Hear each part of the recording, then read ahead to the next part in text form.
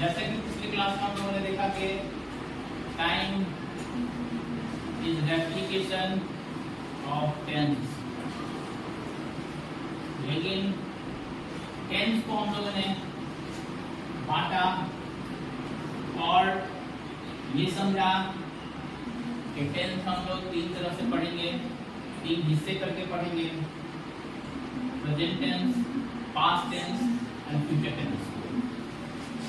मैंने एक बात बताई कि आप लोगों की वर्ब का ध्यान रखेंगे, वर्ब ध्यान में रहेगा तभी आप टेंस के साथ खेल सकते हैं, नहीं तो टेंस आपके साथ खेलेगा। ये ध्यान रखिएगा। Tense is the base, after that you have voice, narration and any transformation, you can learn that, तभी आप सीख सकते हैं। तो वर्ब एक नोट लिख लेते हैं हम लोग। A verb has tense, not a sentence has.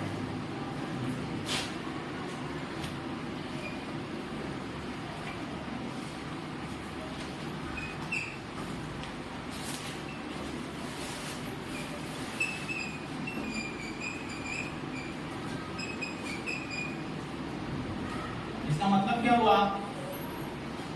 Tense verb में ही होता है, ना कि सेंटेंस में होता है। किसी भी सेंटेंस में टेंस नहीं होता है, वर्ब में टेंस होता है, इसलिए वर्ब पे ध्यान रखिए। एग्जांपल साइड करता हूं मैं।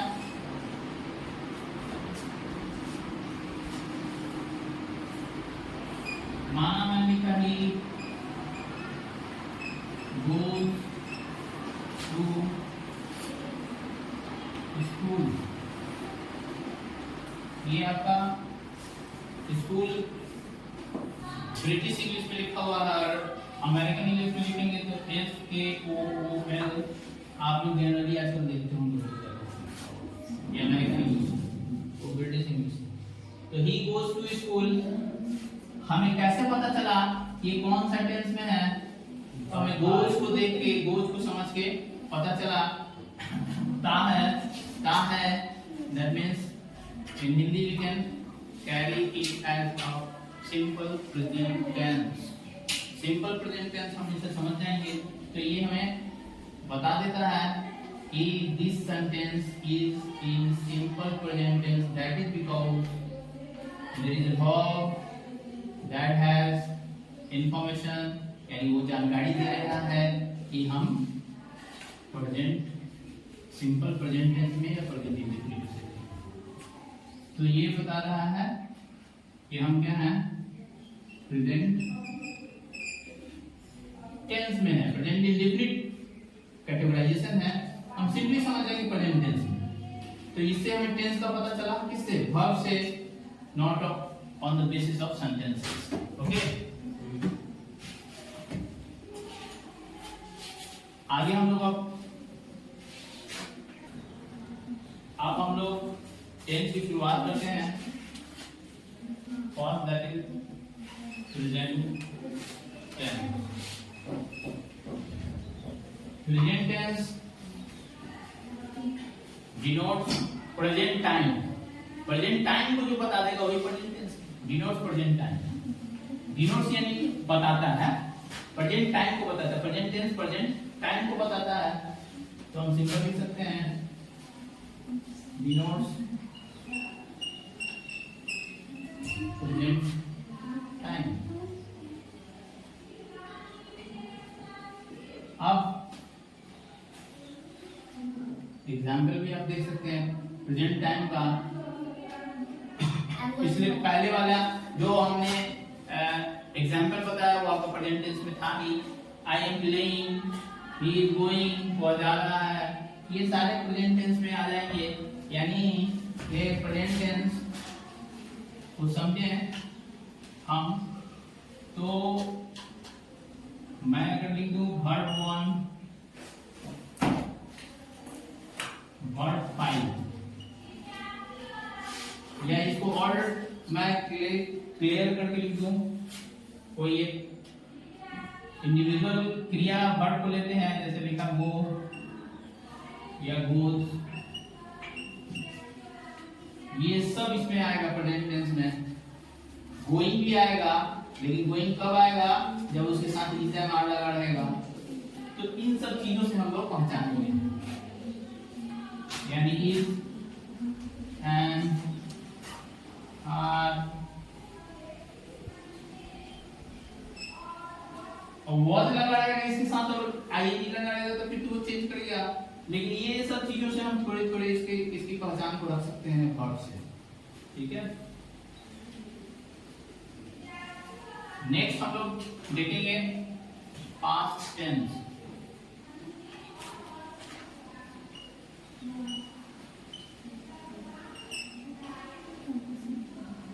आप इसमें हैव,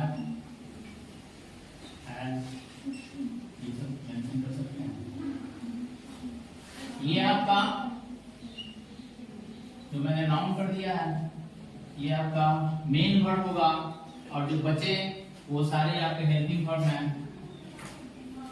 एम लिख दे रहा हूं तो आप समझ जाएंगे कि ये मेन वर्ब है, यानी इनके बिना काम ही नहीं चलेगा। कहने का सिंपल मेन यानी मुख्य, प्रिंसिपल वर्ब इसी को कहते हैं। नाम बदलने और उससे कोई ज्यादा फायदा नहीं है। बाकी जो बचे हैं वो सब सारे आपके helping verb. Past tense denotes past time, यानी बीते हुए समय को जो बताएगा वो पास्ट टेंस बताएगा। Denotes past time.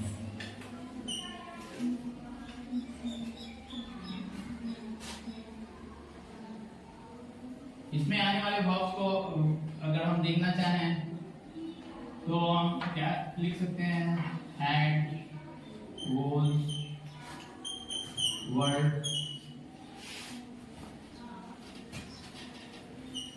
वो का यहाँ मैंने लिखा है क्रम, तो गॉन इसमें अगर हम लिखें, ऐसा भी है कि गॉन इसमें भी आएगा, लेकिन समझने के लिए मैं लिख रहा हूँ कि ये भी 3 के फॉर्म में आ रहा है, ये पास्ट में आएगा। लेकिन सबसे इंपॉर्टेंट है कि ये सारी चीजें रहेंगी, ये रहेगा तो ही ये पास्ट टेंस कहलाएगा, ऐसा कुछ नहीं, क्योंकि इसमें गोइंग भी आ जाएगा। लेकिन स्पेशली हम लोग ये जो वर्ब है इन सबों से पहचान नहीं कि ये किस टेंस में। लेकिन V2 जो स्पेशली इसी में होता ही है, जिसको हम लिख सकते हैं वेंट, यानी गया। तो इस कंडीशन में हम समझ जाएंगे कि ये पास्ट टेंस में है। फ्यूचर टेंस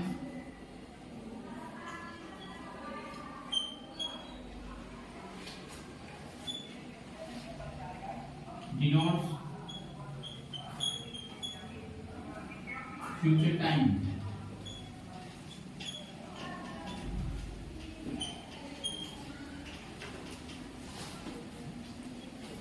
इसके अंदर आने वाले वर्ब को देखें तो shall, will,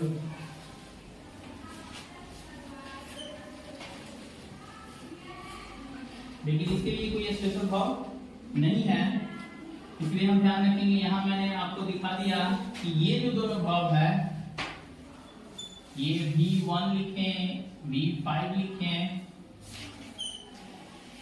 ये स्पेशल प्रेजेंट टेंस के लिए है, V2 पास्ट टेंस के लिए है, लेकिन फ्यूचर टेंस के लिए स्पेशल कोई भी वर्ब नहीं है। जैसा कि मैंने प्रीवियस क्लास में आपको बताया भी था कि इसलिए इसे टेंस में समझें या ना समझें, ये कंडीशन है। गोइंग भी इसमें हो जाएगा, यानी आईएनजी वाला फॉर्म जिसे V4 के फॉर्म में लिखा जाता है, वैसे ही ये कंटिन्यूअस फॉर्म में आ गया। वैसे ही हमने देखेंगे V3 के फॉर्म में भी इसमें आएगा। तो ये आपका फ्यूचर टेंस हो गया। एक ऐसे सेंटेंस के बारे में बात करें जो कि तीनों टाइम में आ जाए। तीनों टाइम में अगर हम लिखते हैं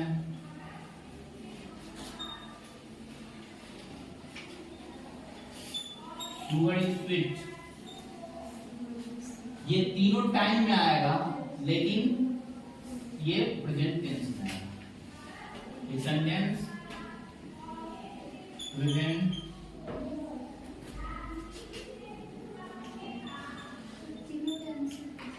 past time and future time, ये तीनों टाइम में आएगा लेकिन टेंस इसका होगा प्रेजेंट। क्यों? क्योंकि शुगर मीठा पहले भी था, आज भी है और कल भी रहेगा, तो इस कंडीशन में ये तीनों टाइम में आ जाएगा।